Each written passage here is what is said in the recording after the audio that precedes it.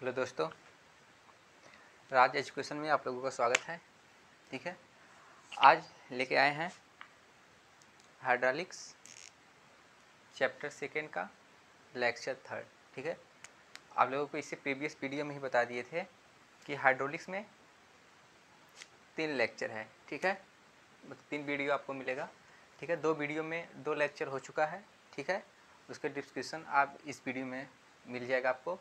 ठीक है, उन दोनों में क्या था कि जो फ्लूइड की प्रॉपर्टीज थी जितनी, उसके बारे में हम लोग डिस्कस किए थे। ठीक है, इस लेक्चर में यानी इस वीडियो में आप लोगों के लिए क्या है कि कैपिलरी एंड कैपिलरिटी है, यानी केशिकत्व क्रिया। ठीक है, यह भी क्या है, एक फ्लूइड की प्रॉपर्टीज है। ठीक है, कैपिलरिटी, और इस पर 1-2 न्यूमेरिकल है, जो कि ज़्यादातर न्यूमेरिकल तो आप लोग नहीं पूछेगा, ज़्यादातर थ्योरी लिखने देगा। हाँ, लेकिन फिक्स है कि फ्लूइड ऑफ प्रॉपर्टीज होता क्या है। ठीक है, यानी फ्लूइड की प्रॉपर्टीज क्या है, ये जरूर आप लोगों के 5 नंबर में आएगा लिखने के लिए। ठीक है, ये फिक्स क्वेश्चन है, आएगा जरूर फ्लूइड की प्रॉपर्टीज लिखने के लिए। तो उस पर 1-2 टाइप का न्यूमेरिकल भी बनता है। ठीक है, उस पर भी डिस्कस करेंगे। तो जो हम लोगों की बचा हुआ टॉपिक था, ये था कैपिलरिटी यानी केशिकत्व। ठीक है, यानी केशिकी क्रिया है क्या। ठीक है, तो केशिकी क्रिया क्या है, यानी केशिकत्व। ठीक है, तो हेडिंग क्या है,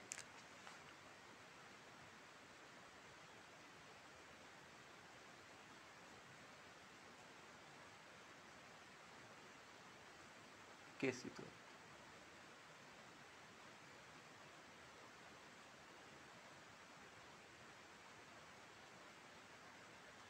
कैपिलरिटी। ठीक है, अब केशिकत्व तो है क्या, कैपिलरिटी। ठीक है, केशिकी क्रिया। ठीक है, जैसे आप लोग पहले भी अगर फिजिक्स वगैरह में पढ़े होंगे तो आप लोगों को पता होगा कि केशिकी क्रिया क्या है। जैसे कि अगर कोई लेते हैं, जैसे कांच की नली ही ले लिए, अगर उसको जल में डुबोते हैं तो पानी का तल जो जल में ऊपर चढ़ जाता है, उसी को हम लोग क्या बोलते हैं, केशिकत्व बोलते हैं। ठीक है, तो अब लोग यहाँ हम अच्छे से हम लोग डिस्कस करते हैं कि केशिकत्व यानी केशिकी क्रिया है क्या। ठीक है, मान लेते हैं, पहले डायग्राम यहाँ बना देते हैं। यह कोई एक मान लेते हैं क्या है, बीकर है। ठीक है,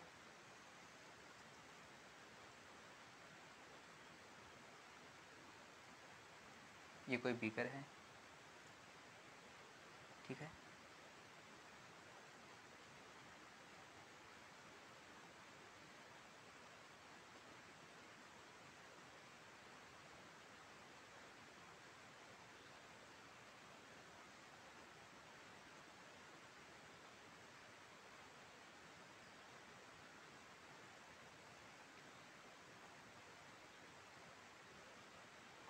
ये क्या है, एक कांच की नली है। ठीक है, अब इसमें है क्या कि इस बीकर में, ठीक है, कोई मान लो बर्तन है, इसमें जल भरा है पूरा।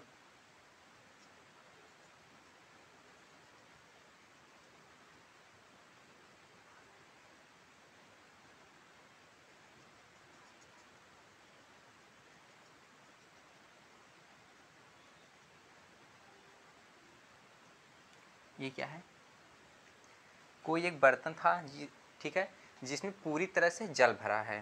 ठीक है, यानी द्रव भरा है। ठीक है, अब एक कांच की नली लेते हैं, करते क्या है, इस कांच को नली को इस बर्तन में हम लोग रख देते हैं, मतलब डुबा देते हैं। ठीक है, तो हम यहाँ पे 2 कंडीशन होता है। एक कंडीशन यह होता है कि ये जो जल होता है, ये धीरे धीरे करता क्या है, ठीक है, ये धीरे धीरे इस कांच की नली को गीला करते हुए, ठीक है, कुछ ऊपर तक इसका जो द्रव का स्तर होता है, ये कुछ ऊपर तक हो जाता है। मान लेते हैं यहाँ तक ये हो गया।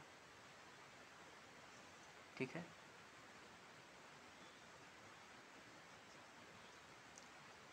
ये है क्या, अब देखने पर लग क्या रहा है, ये क्या है, एक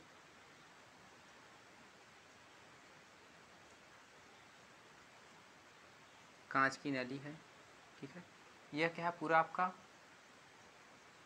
वाटर है। ये कोई बर्तन है मान लेते हैं। ठीक है, अब ये हो गया इसका फिगर। ठीक है, अब यहाँ पे द्रव तल जो होगा, ये एक किसी एंगल पे आज किसी जो ये इसका सरफेस होगा इस नली का, उसके किसी स्पर्श कोण यानी कि उसे सटे हुए कोई एंगल बनाया है, ठीक है, स्पर्श कोण जिसको बोलेंगे। यह मान लेते हैं क्या है, थीटा एंगल पे पानी ऊपर चढ़ा हुआ है, ठीक है। और इसका जो पृष्ठ तनाव है ये मान लेते क्या है, सिग्मा है, ठीक है। ये क्या है, सिग्मा है। और पानी जो चढ़ा है ऊपर, ये कितना एच डिस्टेंस पे चढ़ा है, ठीक है, एच डिस्टेंस।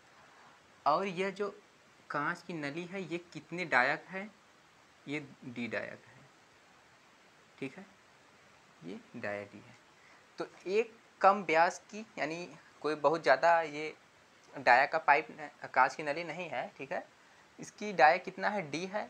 और इसमें जो जल ऊपर तक चढ़ा हुआ है ये एच डिस्टेंस पे चढ़ा है, ठीक है। जो जल है ये संपर्क कोण कितना बनाया है इस कांच की नली से, थीटा एंगल पे। और इस द्रव का जो पृष्ठ तनाव है वो कितना है, सिग्मा है, ठीक है, इतना है। अब समझते हैं कि इसकी हम डिफिनेशन कैसे देंगे, कैपिलरिटी समझते कैसे हैं, ये चीज़ है, ठीक है।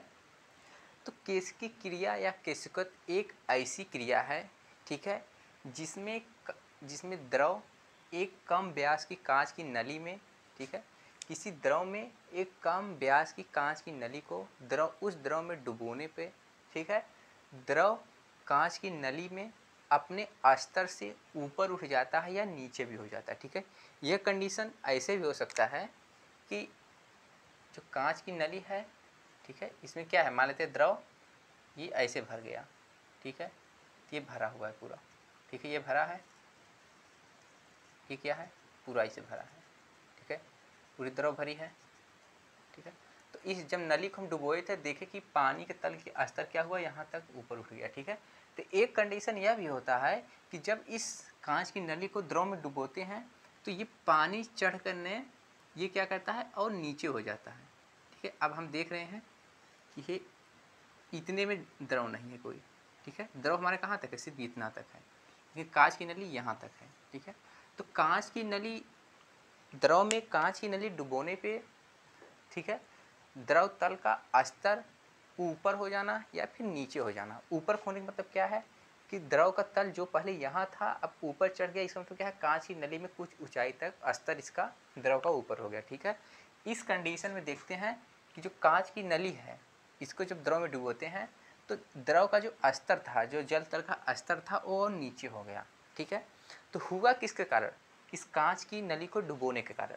अब डुबोने के कारण इसमें ऊपर चढ़ जा रहा है, लेकिन एक कंडीशन में नीचे हो जाना रहा है, यही क्रिया क्या है, केश की क्रिया है। अब किसके कारण होता है, ठीक है, तो यह आसंजन और ससंजन के कारण होता है, ठीक है। अगर इस कांच, ठीक है, कांच और इस पानी का जो है आसंजन बल, ठीक है, इस पूरे जल से क्या है, अधिक है, तो द्रव करेगा क्या, कांच की नली को गीला कर देगा। अब गीला करने का मतलब क्या है कि वो इसके द्रव तल के ऊपर हो जाएगा, ठीक है। अगर उसकी आसंजन बल उसके ससंजन बल से कम है तो ये क्या करेगा, गीला नहीं कर पाएगा, ठीक है। इस कारण द्रव तल क्या होता है, नीचे हो जाता है, ठीक है। तो पूर्ण रूप से समझते हैं कि केश की क्रिया है क्या, ठीक है।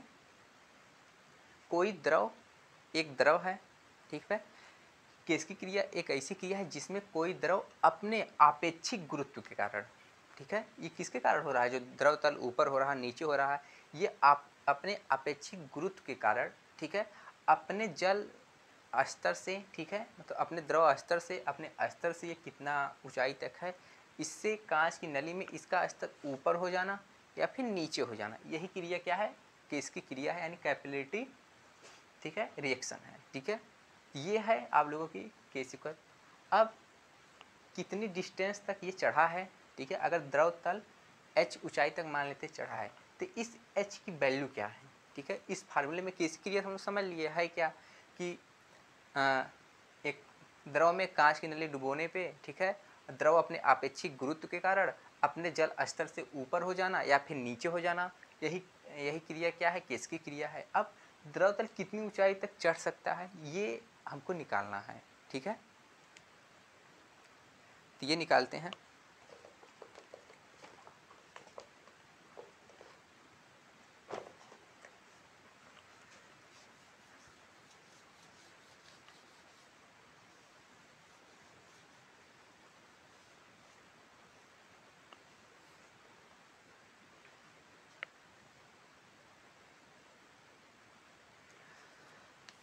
अब हमको निकालना क्या है, ठीक है।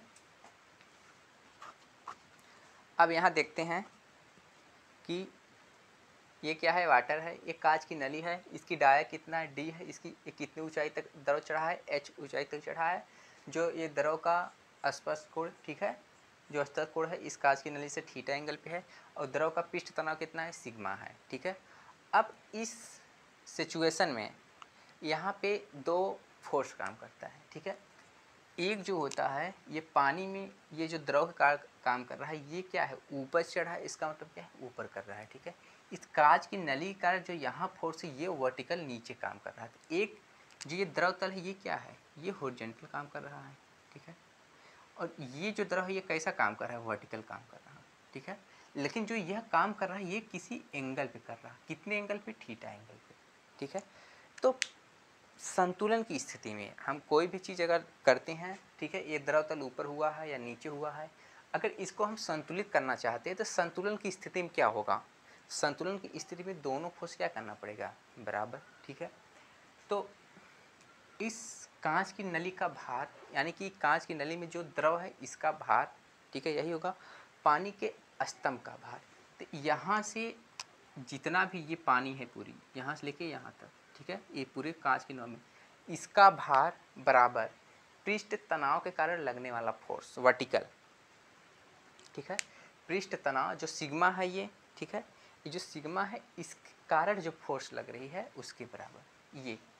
तो हम अगर हम देखते हैं किसी का वेट क्या होता है, तो वेट बराबर होता है उसका वॉल्यूम इनटू उसकी आपेक्षिक गुरुत्व होता है, ठीक है। यहाँ पे द्रव का आपेक्षिक गुरुत्व है, आपेक्षिक गुरुत्व बोले या, ठीक है, आपको आपेक्षिक भार मोस्टली वैसे आप लोग जानिए आपेक्षिक भार ही, ठीक है। तो आपेक्षिक भार को हम लोग क्या बोलते हैं, बता ही चुके हैं, ठीक है, स्मॉल डब्ल्यू, ठीक है। तो द्रव का अपेक्षिक भार कितना है, स्मॉल डब्ल्यू। इसका मतलब क्या है, अगर इस पूरे पाइप का द्रव कितना चढ़ा है, अगर इसका हम लोग वॉल्यूम निकाल लें तो वॉल्यूम में हम अपेक्षिक भार से गुरुत्व कर देंगे तो उसका इसका पूरा वेट हमको मिल जाएगा, ठीक है। वैसे अगर इस जो यहाँ पे थीटा के कारण, ये थीटा और इसके कारण जो बल लग रहा है, अगर इसका भी हम लोग, ये किस पे काम कर रहा है, ये एक क्या है, ये एक पाइप है डाया, ठीक है, कम व्यास की एक ऊर्ध्वाधर पाइप है, वर्टिकल पाइप, ठीक है। इसके सरकमफ्रेंस, ठीक है, और पृष्ठ तनाव के कारण लगने वाला फोर्स, तो पृष्ठ तनाव कारण अगर देखते हैं तो यहाँ पे जो फोर्स काम कर रहा है, यहाँ जो काम कर रहा होगा ये कितना होगा, सिग्मा काश थीटा, ठीक है, सिग्मा काश थीटा। तो अगर इसका हम सरकमफ्रेंस निकाल दें, ये कैसी एक पाइप है ये, ठीक है, ये एक पाइप है, ठीक है। इस पे जो काम कर रहा है थीटा, इसके पूरे सरकमफ्रेंस यानी परिधि पे काम कर रहा है, ठीक है। तो कांच की परिधि क्या, तो पाई डी, आप पाई डी बोले या 2 पाई आर, ठीक है। वृत्त का परिधि क्या होता है, ये पाइप नली कैसा है, वृत्ताकार है, तो वृत्त का परिधि क्या होता है, ठीक है, 2 पाई आर या पाई डी। तो pi D into sigma cos theta करेंगे तो ये जो वर्टिकल फोर्स काम कर रहा है ये हम लोगों को मिल जाएगा। और इस यहाँ तक का वॉल्यूम निकाल के अगर अपेक्षिक भार से मल्टीप्लाई कर देंगे तो इस द्रव के कारण जो फोर्स काम कर रहा है वो मिल जाएगी। यही दोनों बल को हमको संतुलन में करना है, ठीक है। तो यहाँ हम देखते हैं, ठीक है, अब यहाँ लिख सकते हैं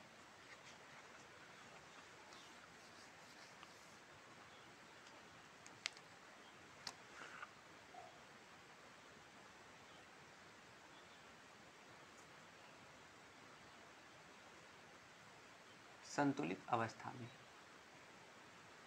ठीक है, संतुलित अवस्था में होगा क्या, ठीक है। संतुलित अवस्था में होगा क्या कि पानी में स्तंभ का भार, ठीक है, पानी के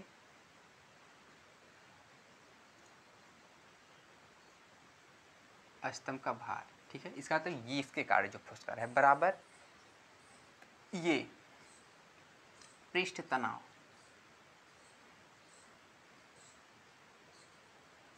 पृष्ठ तनाव के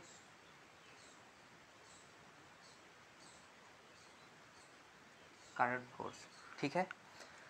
अब पानी के स्तंभ का भार होगा क्या, ठीक है, तो इस वृत्त का एरिया हम क्या होगा पाई बाई 4, ठीक है, ये कैसा है, नली है ये, इसका एरिया क्या, पाई/4 डी स्क्वायर यही होगा, ठीक है। पाई आर स्क्वायर होता है, आर में करेंगे, ठीक है, डी में कर निकालेंगे तो क्या होगा, पाई/4 इंटू डी स्क्वायर, तो होगा क्या, ठीक है, pi by four D square into H into small W, ठीक है। अब इस किसी के एरिया में अगर उसके हम हाइट से मल्टीप्लाई कर देंगे या लंबाई से हम मल्टीप्लाई कर देंगे तो हमको मिलता क्या है, उसका वैल्यू मिलेगा, ठीक है। अब वैल्यू में उसके आपेक्षिक गुरुत्व से या अगर हम किसी का हम डेंसिटी से मल्टीप्लाई कर देते हैं तो हमको पूरी वेट मिलती है, टोटल वेट। तो यहाँ तक जो पानी का वेट है ये हमको मिल गया, pi by four D square H into small W. Small W क्या है, द्रव का आपेक्षिक गुरुत्व है, एच क्या है, द्रव तल का जो स्तर में ऊंचाई है ये है, ठीक है। अब पृष्ठ तनाव फोर्स कितना काम कर, ये पृष्ठ तनाव किस पे काम कर रहा है, ये जो कांच की नली है इसके पूरे सरकमफ्रेंस पे। तो सरकमवृत्त का एक वृत्ताकार कांच की नली है तो इसका क्या होगा, पाई डी, ठीक है, ये क्या होगा, पाई डी इंटू इस यहाँ फोर्स कितना काम कर रहा है, ये सिग्मा काश थीटा, ये पृष्ठ तनाव कार्य जो फोर्स काम कर रहा है, बल काम कर रहा है, ये सिग्मा है। जब ये किसी एंगल पे काम कर रहा है तो क्या होगा, ये सिग्मा काश थीटा, काश थीटा, ठीक है। अब करते क्या है कि ये पाई कैंसिल होगा, ठीक है, एक डी से कैंसिल होगा, ठीक है। बचा क्या, d/4 into H into small W equal to यहाँ क्या बचा, सिग्मा काश थीटा। अगर एच बराबर निकालेंगे तो क्या होगा, 4 का मल्टीप्लाई होगा, 4 सिग्मा काश थीटा बटे क्या होगा, सिर्फ बचा क्या है, डी स्मॉल डब्ल्यू, ये है आपकी एच की वैल्यू, ठीक है। अगर कोई पूछता है कि जब कैपिलरी क्रिया में जो द्रव का स्तर जो कांच की नली में ऊपर चढ़ता है तो कितना है, यह 4 सिग्मा काश थीटा बटे डी डब्ल्यू। सिग्मा क्या है, इसके पृष्ठ तनाव कारक फोर्स, काश थीटा क्या है कि ये इसका स्पर्श कोण है, ठीक है, थीटा क्या है, द्रव का स्पर्श कोण है। स्मॉल डी क्या है, ये कांच का जो नली है इसकी डाया है। स्मॉल डब्ल्यू क्या है, ये पानी का अपेक्षित गुरुत्व है, ठीक है। तो यह इसकी वैल्यू है एच की। तो बस अगर यहाँ पे न्यूमेरिकल बनेगा कैपिलरी से तो इसी फार्मूले पे बनेगा, ओके, ठीक है। अब एच की वैल्यू क्या है, ये मीटर हो सकता है, आप सेंटीमीटर लेंगे सेंटीमीटर होगा, mm करना चाहे mm होगा, जिसमें करना चाहे उसमें आप कर सकते।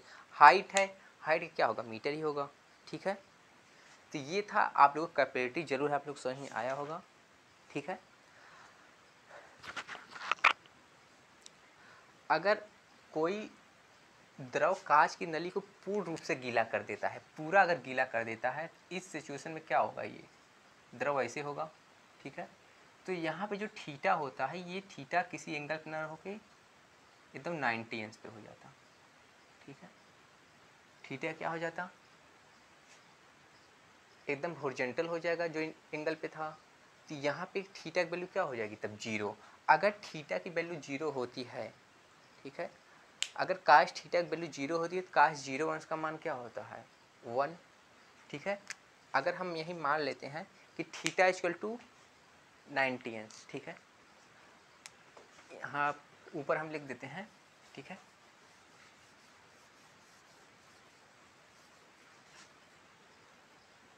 कि यदि कोई द्रव कांच की नली को पूर्ण रूप से गीला कर देता है तो इस सिचुएशन में थीटा इक्वल टू 0 अंश, ठीक है, थीटा इक्वल टू 0, ठीक है। तो यहाँ अगर काश 0 अंश की वैल्यू रखें क्या होगा, काश 0 अंश की वैल्यू क्या होता है, 1। तो ये होगा का एच बराबर 4 sigma multiple 1 divide D into W. तो बचेगा का एच बराबर 4 सिग्मा बटे डी डब्ल्यू। अगर किसी सिचुएशन में मान लेते हैं थीटा की वैल्यू 0 हो जाती है तो एच की वैल्यू होगा क्या, 4 सिग्मा अपान डी स्मॉल डब्ल्यू, ठीक है। ये था आप लोगों को कैपिलरी, जरूर है, यकीन है आपको समझ में जरूर आया होगा, ठीक है। आप इसको लिख सकते हैं। आपको पूर्णतः अगर नोट्स बनाना है तो आपको बताया ही है आप, ठीक है। कॉन्टेक्ट नंबर भी सारे वीडियो पे शेयर किए हैं, दिए हैं, ठीक है। आप वहाँ से कॉन्टेक्ट करके, ठीक है, आप इसका नोट्स प्राप्त कर सकते हैं, ठीक है।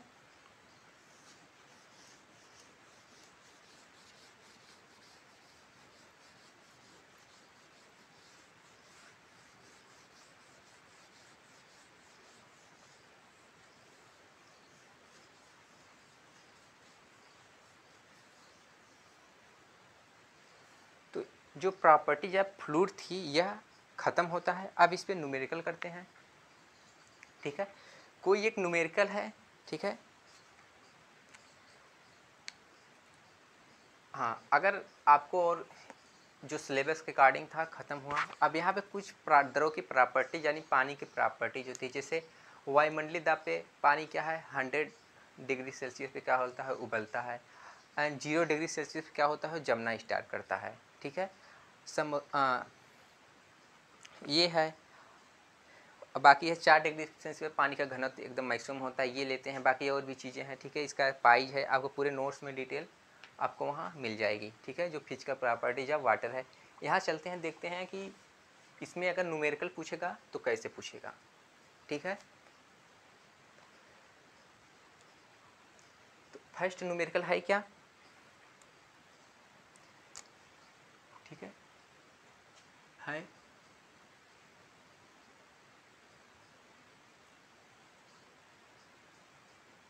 किसी द्रव की, ठीक है, किसी द्रव की हमको वॉल्यूम दिया है और उसकी संहति यानी मास दिया है, ठीक है। किसी द्रव के मान लेते हैं ये 100 मीटर क्यूब पर संहति, ठीक है। संहति कितना है, 500 kg है, ठीक है। यानी किसी द्रव के 100 मीटर क्यूब पर संहति कितना है उसका, 500 kg है, ठीक है। 500 kg मान लेते हैं, या मान लेते हैं कितना है, 5000 ही kg है, ठीक है। 500 kg बहुत कम लगेगा देखने में, ठीक है। 5000 kg है। तो हमको बताना क्या है, इस द्रव का संहति, तो द्रव का घनत्व व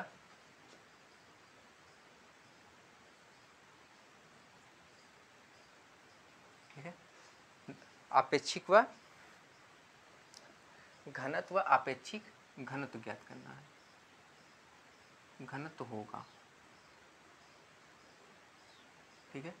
किसी द्रव के 100 मीटर संहति पर उसका 100 मीटर क्यूब पर यानी वॉल्यूम पर उसका संहति यानी मास कितना है, 5000 kg है, ठीक है। तो द्रव का घनत्व आपेक्षिक घनत्व होगा, ठीक है। घनत्व क्या है, घनत्व और आपेक्षिक घनत्व अलग है। आपेक्षिक घनत्व क्या है, होता है पानी का घनत्व अपान 4 डिग्री सेल्सियस पर वाटर घनत्व, ठीक है। उस फ्लूइड का घनत्व अपान 4 डिग्री सेल्सियस पे उस द्रव का घनत्व, ठीक है। आपेक्षिक घनत्व क्या होता है, m/v, ठीक है। इकाई वॉल्यूम पे जो उसका मास होता है, भार होता है, वही क्या होता है उसका डेंसिटी। तो यहाँ फर्स्ट देखते क्या है हमको, डेंसिटी, ठीक है। सॉल्यूशन, पहला पॉइंट निकालते क्या है कि घनत्व। तो घनत्व बराबर होता क्या है, हम पहले यहाँ लिख लेते हैं। हमको भी कितना दिया है, 100 मीटर क्यूब, और m कितना दिया है, ये w नहीं है आपका, ये संहति यानी मास है उसका, कितना दिया है, 5000 kg, 5000 kg। अब निकालना है डेंसिटी, ठीक है। डेंसिटी घनत्व, हमको पता है घनत्व रो बराबर क्या होता है, m/v, ठीक है। m/v, इस m की वैल्यू कितना है, m की वैल्यू है 5000 बटे v की वैल्यू कितना है, 100, ठीक है। 2 0 2 0 खत्म, आंसर आएगा 50, ठीक है, 50। अब इस डेंसिटी यानी घनत्व का मात्रक क्या होता है, ठीक है, तो होता है kg पर मीटर क्यूब, ठीक है। तो 50 kg पर मीटर क्यूब, ठीक है, यह इसका आंसर है, ठीक है। ये था घनत्व, ठीक है। अगर क्वेश्चन पूछता है तो मोस्टली इसी पूछेगा, या तो आपको कैपेबिलिटी पूछ सकता है, लेकिन ज़्यादातर आपको थियरी ही पूछेगा, ठीक है। 100 वगैरह हो गया तो उसमें क्या है, न्यूमेरिकल पूछेगा। तो किसी द्रव के 100 मीटर क्यूब पर सहती 5000 केजी है, ठीक है। तो द्रव का घनत्व आपेक्षिक घनत्व होगा। तो ये आ गया घनत्व, ठीक है। घनत्व रो बराबर होता है m/v, यानी कि इकाई वैल्यू पे उसकी सहती क्या होती है, वही डेंसिटी होता है। अब है क्या, आपेक्षिक घनत्व, ठीक है। आपेक्षिक घनत्व दूसरा क्या है, आपेक्षिक घनत्व।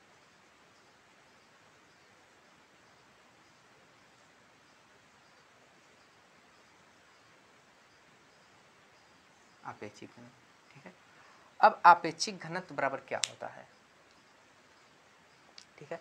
तो आपको बताया ही आपेक्षिक घनत्व बराबर क्या होता है, द्रव का घनत्व यानी रो, ठीक है, द्रव का घनत्व बटे, ठीक है, मानक पदार्थ का घनत्व, ठीक है। यानी कि जिस द्रव का हमको आपेक्षिक घनत्व निकालना है उसका घनत्व, ठीक है, बटे किसी मानक पदार्थ का घनत्व। अब वहाँ बताए थे कि उस मानक पदार्थ में हम किसका घनत्व लेते हैं, तो 4 डिग्री सेल्सियस पर जो पानी का घनत्व होता है यही एक हमारी मानक होता है, ठीक है, जिसकी वैल्यू क्या होती है, 1000 होती है, ठीक है। तो यहाँ पर आपेक्षिक घनत्व बराबर क्या हम लिखेंगे, द्रव का घनत्व, द्रव का घनत्व, ठीक है, रो अपान मानक पदार्थ का घनत्व,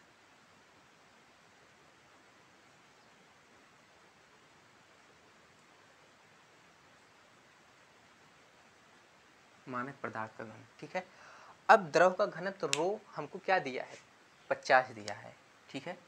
क्या हो जाएगा, 50 बटे मानक पदार्थ का घनत्व, ठीक है। तो मानक पदार्थ का घनत्व जब भी हमको लेना पड़ेगा ये होता है 4 डिग्री सेल्सियस पर पानी का घनत्व। तो 4 डिग्री सेल्सियस पर जो पानी का घनत्व यानी जल का घनत्व, वाटर का घनत्व, डेंसिटी जो भी होता है यह होता है 1000, ठीक है, 1000 काटेंगे, ठीक है। अब क्या होगा, 0,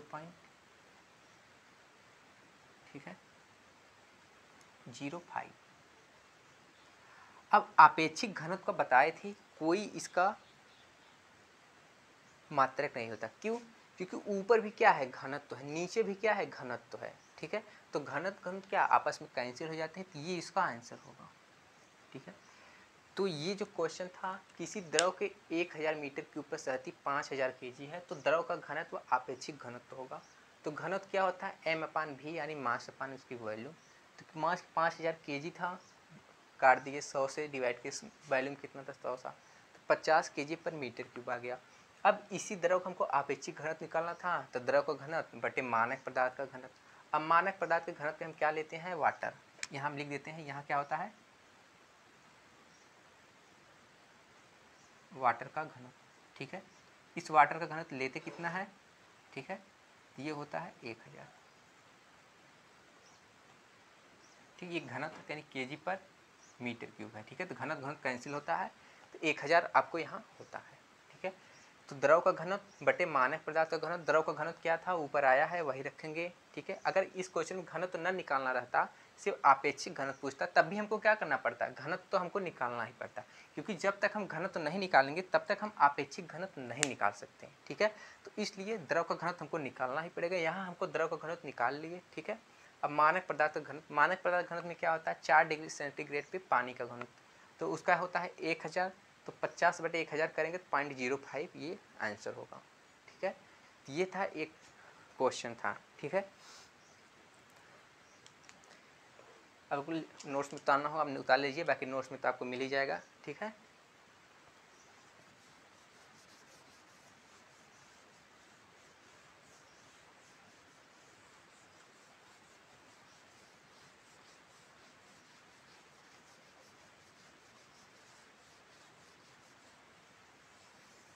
तो ये थी आपका एक क्वेश्चन। अब नेक्स्ट एक क्वेश्चन है, ठीक है। नेक्स्ट क्वेश्चन है क्या, कि 10 सेंटीमीटर व्यास के बेलन में 25 सेंटीमीटर ऊंचाई तक पारा भरा है, ठीक है। यानी कि 10 सेंटीमीटर 10 सेंटीमीटर व्यास के, ठीक है, बेलन में, ठीक है, बेलन में, ठीक है, 25 सेंटीमीटर, 25 सेंटीमीटर, ठीक है, ऊंचाई तक क्या है,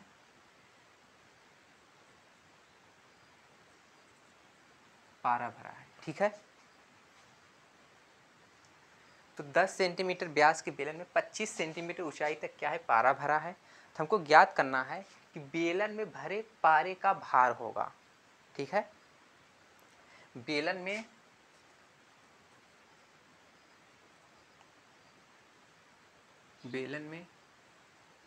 भरे, ठीक है, भरे पारे का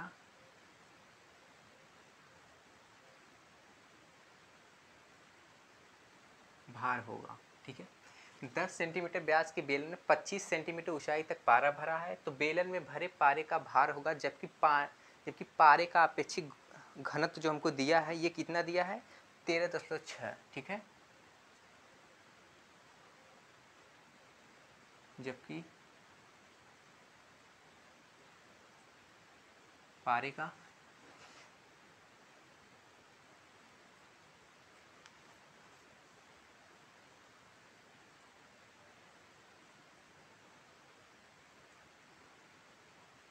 अपेक्षित घनत्व कितना है,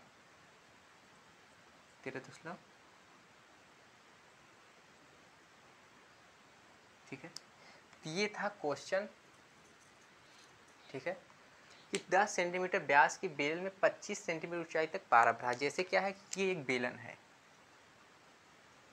ठीक है, अच्छे से क्वेश्चन समझेगा, इंपॉर्टेंट क्वेश्चन है आप लोगों के लिए, ठीक है। ये एक क्या है, बेलन है, ठीक है, जिसकी डाया कितना है, इसकी डाया है 10 सेंटीमीटर। इसमें मान लेते हैं 25 सेंटीमीटर ऊंचाई तक क्या है कि पारा भरा है, ठीक है। ये कैपिलरिटी पे है पहले ही क्वेश्चन, ठीक है। कैपिलरिटी जैसे था यस पे कितना ऊंचाई तक द्रव तल ऊपर हो जाता है, तो वही है कि पारा जो है 25 सेंटीमीटर तक भरा है।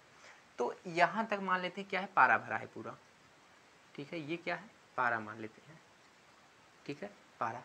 तो अब जो ये पारा भरा है इसका वेट कितना है, इसका पूरा भार कितना है। जैसे द्रव का भार निकाले थे क्या था, π/4 d² into h into small w।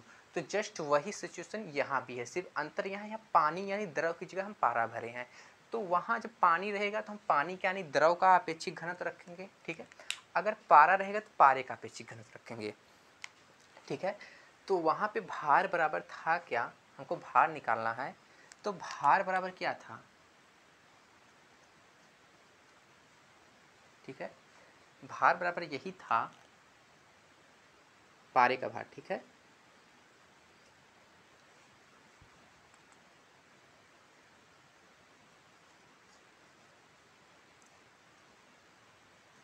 पारे का भार बराबर क्या होगा, ठीक है, इसका एरिया, इस नली का क्या एरिया, ठीक है, एरिया इंटू इसका क्या हाइट, एरिया इसका क्या होगा, π/4 d² एरिया हो जाएगा, h इसको हाइट हो जाएगी, इसका घनत्व कितना है मान लेते हैं रो है, ठीक है, रो।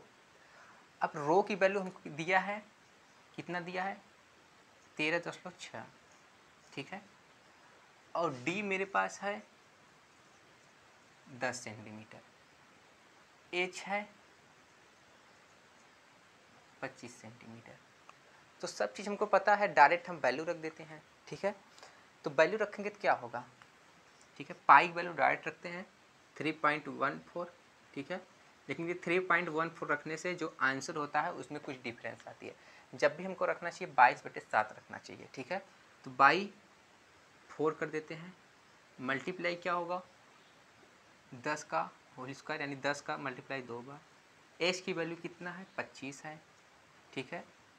और स्मॉल डब्ल्यू की वैल्यू क्या है 13.6। भार यही होगा ना कि उसका वॉल्यूम इंटू उसका अपेक्षित गुरुत्व।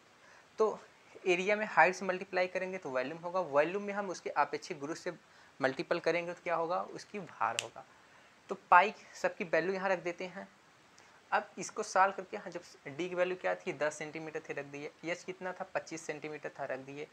रो की वैल्यू क्या थी, रो कहें स्मॉल डब्ल्यू कहें, इसका पारे का घनत्व कितना दिया था 13.6 दिया था।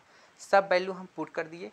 इसको अगर हम सॉल्व करेंगे, ठीक है, इसको अगर हमको सॉल्व करना हुआ तो इसका आंसर क्या आएगा, जो भी इसका आंसर आएगा वो सेमी में आएगा। ठीक है, जैसे अगर भार है क्या आएगा न्यूटन में।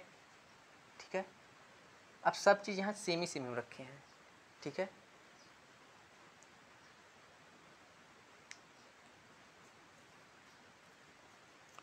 तो सॉल्व करके देखते हैं कि इसका कितना आता है वैल्यू।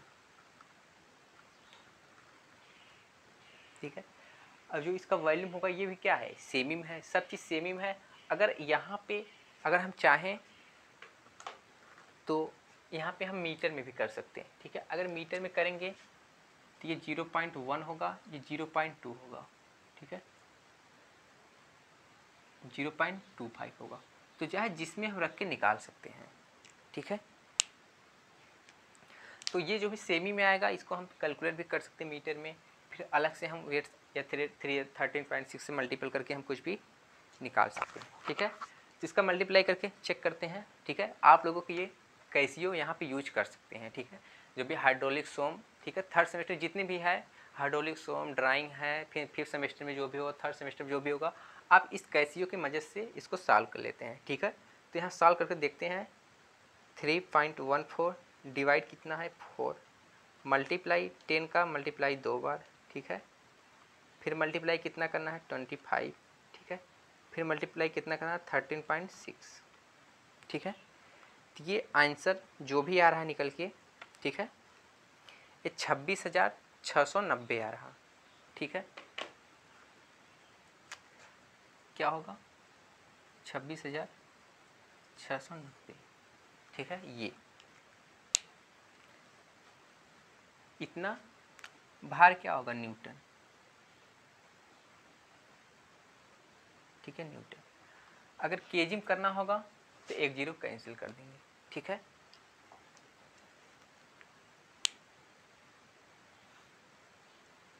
तो यहाँ हम सेमी में रखे थे। ठीक है, तो यहाँ हम अगर केजी में रखते हैं तो एक केजी बराबर होता है 10 न्यूटन। तो एक, ठीक है, तो के ये क्या है न्यूटन में है, हमको निकालना कितना है केजी में, तो एक जीरो कम कर देंगे तो इतना क्या होगा केजी होगा। ठीक है, इस टाइप से आप सॉल्व कर सकते हैं। ठीक है, तो ये था आपका। अब केजी में करे हैं, केजी में से न्यूटन में जाएंगे, एक केजी बराबर 10 न्यूटन होगा। तो अगर इतना हम केजी लिखते हैं, फिर अगर न्यूटन चाहिए फिर इसे 10 का मल्टीपल कर देंगे तो ये आ जाएगा 26,690। ठीक है, तो न्यूटन में रहने देते हैं। ठीक है, वैसे जो यहाँ पे हमको सॉल्व करना होगा, ठीक है, यहाँ पे हम मीटर रख के सॉल्व करेंगे तो ज़्यादा बेटर रहेगा।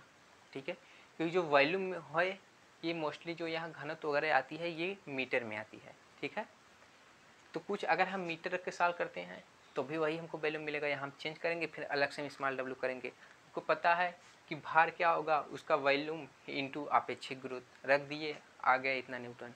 ठीक है, ये था आप लोगों का क्वेश्चन। ठीक है, अगर जरूर है ये आपको क्वेश्चन जरूर समझ में आया होगा। जो भी 2 क्वेश्चन हुआ, 1 थियरी था। अगर क्वेश्चन बनेगा इस चैप्टर से तो मोस्टली यही 2 ही क्वेश्चन बनेंगे। ठीक है, इस टाइप के क्वेश्चन। बाकी आपको प्रॉपर्टीज लिखने के लिए देगा तो फ्लूइड की प्रॉपर्टीज दे देगा, तो आपको 5 6 जैसे उसका अपेक्षिक गुरुत्व, अपेक्षिक भार, कैपिलरिटी क्या है, कोहेसन, ठीक है, एडिशन क्या है, और ठीक है उसका पृष्ठ तनाव, सरफेस टेंशन कितना। आप 5 6 लिख देंगे 2-2.5 पेज बना के, तो आपको 5 नंबर मिल जाएगा। ठीक है, क्वेश्चन पूछता है तो आप क्वेश्चन अगर सॉल्व कर दिए तो आपको 5 का 5 नंबर मिल जाएगा। ठीक है, तो ये वीडियो आपको अच्छा लगा हो तो शेयर लाइक ज़रूर करें। ठीक है, दोस्तों से अपने में ज़्यादा से ज़्यादा शेयर करें ताकि हर स्टूडेंट घर बैठे ऑनलाइन पढ़ाई कर सकता है। ठीक है, अगर आज इस चैनल पे नए हैं, ठीक है, तो सब्सक्राइब जरूर करें। ठीक है, थैंक्स फॉर वॉचिंग।